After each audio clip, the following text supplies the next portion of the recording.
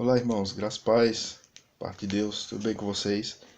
Hoje nós vamos dar prosseguimento. Na verdade, hoje nós vamos concluir essa série de devocionais na carta de Paulo aos Romanos. Hoje nós vamos encerrar o capítulo 13 e também o versículo 13, e o versículo número 14. Então, eu gostaria que você pudesse abrir a sua Bíblia na carta de Paulo aos Romanos, no capítulo 13, do versículo 11 ao versículo número 14. Entretanto, hoje nós vamos fazer uma reflexão apenas do versículo 13, a parte B, e o versículo 14, encerrando essa nossa série de devocionais nessa carta, nesse capítulo, e mais precisamente nesses versículos que nós já estamos vendo e refletindo alguns vídeos, tá bom? Versículo 11, Romanos capítulo 13, versículo 11 ao versículo 14, Paulo vai dizer: E digo isto a vós outros, que conheceis o tempo. Já é hora de vos despertardes do sono, porque a nossa salvação está agora mais perto do que quando no princípio cremos. Vai a alta noite e vem chegando o dia. Deixemos, pois, as obras das trevas e revistamo-nos das armas da luz. Andemos dignamente, como em pleno dia, não em orgias e bebedices, não em impudicícias e dissoluções, não em contendas e ciúmes. E Paulo vai dizer: Mas revesti-vos do Senhor Jesus Cristo, e nada disponhais para a carne, no tocante às suas concupiscências. Hoje nós vamos concluir essa série que eu intitulei de Prepare-se, E vou iniciar nosso devocional com uma reflexão, na verdade é um comentário de Merfeu Henry sobre esses versículos, onde ele vai dizer que o cristão ou os cristãos são soldados em meio a inimigos e a vida deles é um combate. E por essa razão a sua vestimenta deve ser a total armadura de Deus. Nenhum crente pode deixar de lado nenhum aparato, senão revestir-se de toda a armadura de Deus. Irmãos, o que Paulo vai tratar nesses versículos é justamente sobre a batalha de todo cristão, de todo crente. Só para nós fazermos aqui um contexto maior do que nós já vimos em vídeos anteriores, no versículo 11, Paulo vai tratar e vai dizer justamente que, em primeiro lugar, nós cristãos que analisamos a Bíblia, que estudamos a Bíblia, que temos a palavra do Senhor como a nossa única regra de fé e prática, Paulo vai dizer que nós conhecemos muito bem as circunstâncias de como será o retorno glorioso de Cristo Jesus, ou como será a sua segunda vinda. Em segundo lugar, Paulo vai advertir que nós precisamos, todos nós, cristãos, despertar do sono, ou seja, sairmos do nosso comodismo, do nosso conformismo e atuar mais prático. E Paulo vai deixar bem claro que nós precisamos despertar do sono para que nós não sejamos pegos de surpresa quando Cristo Jesus voltar. Quando Cristo vier buscar a sua igreja, Paulo vai advertir para que a igreja esteja desperta ou despertada do sono do comodismo, tá bom? E em terceiro lugar, ainda no versículo 11, nós vimos que Paulo afirma que a nossa salvação está agora mais perto do que no início. Quando nós professamos a nossa fé, do dia do nosso batismo, Paulo vai deixar bem claro no versículo 11 que hoje, nos dias atuais, e nós temos visto muito isso, a volta de Cristo está muito mais próximo agora do que quando no início nós cremos.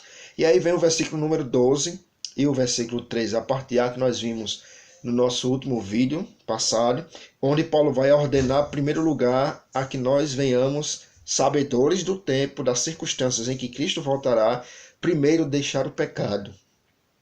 Segundo, revestir-nos das armas da luz. E em terceiro, e aí a parte A do versículo 13, Paulo vai ordenar que os cristãos andem dignamente, como em pleno dia.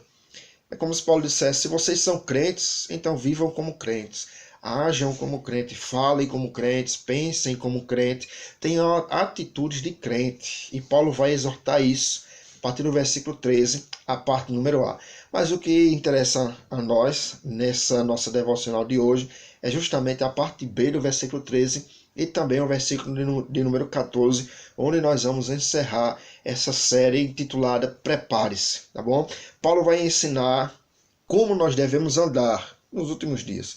Como deve ser esse andar de modo digno de todo cristão, de todo aquele que tem um conhecimento de que as circunstâncias demonstram a volta de Cristo, tá bom? E eu gosto muito de John Stott, ele vai dizer que a falta de controle próprio nas áreas é o que Paulo vai tratar nesse versículo 13, bebida, sexo e relacionamentos sociais, contradiz totalmente um comportamento cristão decente. Paulo vai começar o versículo 13 dizendo que nós devemos ou precisamos andar de modo digno. E aí no versículo 13, a parte B em diante, Paulo vai demonstrar como deve ser esse modo digno que nós devemos deixar. O que Paulo vai tratar aqui é de 6 pecados, uma lista breve, rápida, de 6 pecados que Paulo vai advertir para que nós venhamos a abandonar, a deixar esses pecados, se nós queremos andar verdadeiramente de modo digno. Então, antes de Paulo dizer como nós devemos andar de modo digno, Paulo vai dizer como nós não devemos andar. Versículo 13, a parte B.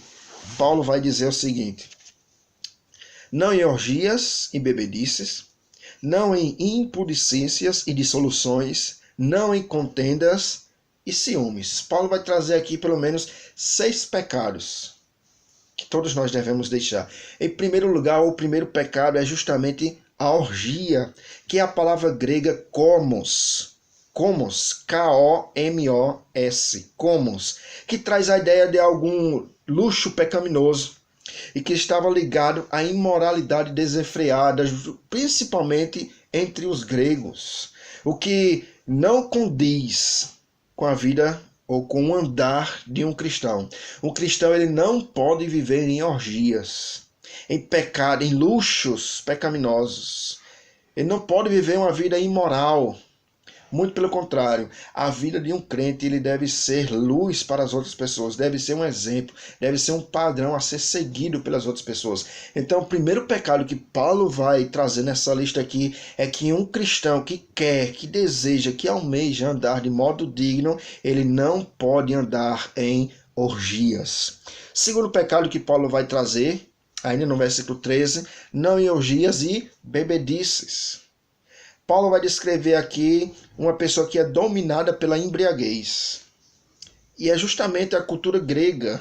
Os gregos eram grandes beberrões ou bebedores, como diz Hernandes Dias Lopes, de vinho, a tal ponto de que o café da manhã dos gregos era justamente um pão molhado no vinho. O embriagado, de maneira alguma, está andando dignamente como cristão. Muitos hoje têm vivido uma vida devassa, de embriaguez, e acham que isso é normal.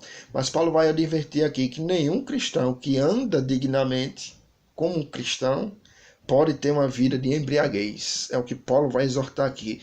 Não em orgias, não em embriaguez ou bebedices. Terceiro pecado que Paulo vai advertir aos irmãos para que eles deixem ou abandonem, eu nunca tenho, nunca vivam, é justamente a impudicícia, que é a palavra grega koite, K-O-I-T-E, koite, que significa literalmente cama. Tratava do desejo da cama proibida. Ou seja, o que Paulo vai advertir aqui, irmãos, é sobre alguém que não dá valor à fidelidade, que busca o seu prazer acima do seu dever. É alguém que não ama a sua esposa com fidelidade. É alguém que adultera. A palavra grega aqui para impudicícia é justamente isso, a cama proibida. É aquilo que não é seu, aquilo que não lhe pertence. Paulo vai advertir aqui que nenhum cristão pode andar numa vida de impudicícia, ou seja, do prazer pecaminoso. Esse é o terceiro pecado que Paulo vai trazer nessa lista. Mas o quarto pecado é a dissolução, ainda no versículo 13. A palavra dissolução é a palavra mais baixa no idioma grego. É aquela pessoa que não sente vergonha do pecado, que não sente mais a vergonha do pecado que ele cometeu. É aquela pessoa que não se importa com os escândalos, que comete pecado à torta e à direita, como nós dizemos. É aquela pessoa que não sente mais tristeza no seu coração pelo fato do pecado. Aquela pessoa que não é sensível à dor do pecado. Esse tipo de pessoa que peca como se nada acontecesse, essa pessoa nunca nasceu de novo. Alguém que nasceu de novo, ela sente uma tristeza, uma amargura no seu coração pelo pecado. O pecado não traz satisfação na vida daquele que nasceu de novo. Muito pelo contrário, o pecado traz tristeza no coração do regenerado. Mas quinto pecado dessa lista de Paulo, no versículo 13 ainda, é justamente a palavra contendas. Não em contendas. É a palavra eres no grego. É alguém egoísta. É alguém que busca o prestígio e o poder acima de tudo e acima de todos. É alguém que pensa somente no seu próprio umbigo, na sua própria vida. Eu estou abastado de tudo, os outros que procurem. Eu estando bem, os outros que corram atrás. É justamente essa palavra para contendas. É aquela pessoa que é tão egoísta que ela só se preocupa consigo mesmo. E esse é o quinto pecado que Paulo vai trazer nessa lista. A contenda, o egoísmo, a inveja. É aquele que corre atrás do poder e para ter o poder ele passa por cima de tudo e de todos. É aquele que, se possível for, pega o seu nome e coloca na lama para que o nome dele venha a ser exaltado acima do seu. É aquele que não reconhece o seu crescimento e fica irado porque vê você crescendo e ele não. Ele faz de tudo para que ele tenha prestígios. E sexto e último pecado que Paulo vai trazer nessa lista no versículo 12 é justamente ciúmes, que é a palavra grega zelos. O contexto aqui dessa palavra, desse texto, traz a ideia de que esse zelo está se referindo a um espírito de inveja, que deseja o que o outro possui.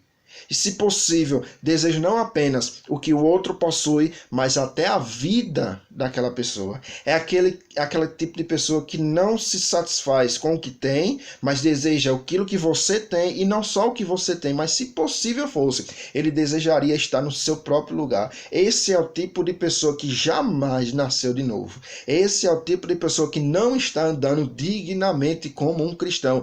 Esse é o tipo de pessoa que Paulo vai exortar aqui no versículo 13. Não andem desta maneira. Nós precisamos abandonar, irmãos, esses pecados, esses 6 pecados que Paulo vai listar aqui, se nós queremos andar como crentes. E aí Paulo vai, no versículo 14, encerrar dizendo como nós devemos andar dignamente. Em primeiro lugar, nós precisamos, versículo 14, a parte A, revestir-vos do Senhor Jesus Cristo. Todo servo ele deve parecer com Cristo. Todo, seja ele quem for. Nós devemos andar como Cristo andou, nós precisamos falar como Cristo falou, nós precisamos agir como Cristo agiu, nós precisamos sentir como Cristo sentiu. Ou seja, Cristo deve dominar a nossa vida por completo. E guarda isso no seu coração. Ou Cristo é tudo para você, ou ele não é nada. Então, se você quer andar dignamente, em primeiro lugar, revista-se de nosso Senhor Jesus Cristo. Em segundo lugar, Paulo vai dizer, e não disponhais para a carne no tocante às suas concupiscências. Ou seja, em segundo lugar, se você quer andar dignamente como um cristão, não ceda nada para a carne e para os seus desejos pecaminosos. Não podemos baixar a guarda. Não devemos abrir exceção para o pecado. É um risco. Não há, queridos irmãos, na vida do crente ou daquele que quer andar dignamente como um cristão, não há pecado premeditado. Se o pecado não traz tristeza e angústias ao seu coração, talvez você precise rever o seu cristianismo. E eu encerro, queridos irmãos, com 2 aplicações ou 2 conclusões, 2 resumos que nós podemos fazer dessa palavra. Em primeiro lugar, alguém que anda dignamente de Cristo Jesus não pode viver uma vida de mãos dadas com o pecado. E em segundo lugar, viva uma vida de novidade em Cristo Jesus. Que Deus nos abençoe. Até o próximo vídeo, em nome de Jesus.